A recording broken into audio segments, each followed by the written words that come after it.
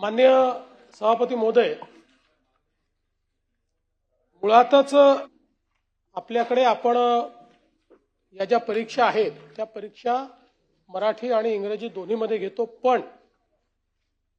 कोर्टाने एक असा आपल्याला निर्णय दिला होता की त्यातल्या काही परीक्षा अशा आहेत, जसं ॲग्रिकल्चर इंजिनिअरिंगशी संबंधित जी परीक्षा आहे ती अद्यापही आपण मराठीत घेत नाही, ती आपण इंग्रजीतच घेतो। त्यानंतर कोर्टासमोर हा सगळा विषय गेल्यानंतर एक बैठक झाली आणि त्या बैठकीमध्ये असा विषय आला की याची पुस्तकं काही उपलब्ध नाही आहेत, म्हणून ते कोर्टाच्याही निदर्शनास आणून देण्यात आलं आणि कोर्टाने ते मान्य केलं। तथापि आता राज्य सरकारने असा निर्णय केलेला आहे की जरी याची पुस्तकं उपलब्ध नसली तरीही न्यू एज्युकेशन पॉलिसीमध्ये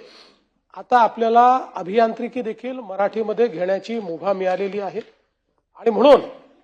या संदर्भातली आता जे टेक्निकल कोर्सेस ज्याची एमपीएससी परीक्षा मराठीत घेत नाही कारण त्याची पुस्तकं उपलब्ध नाही,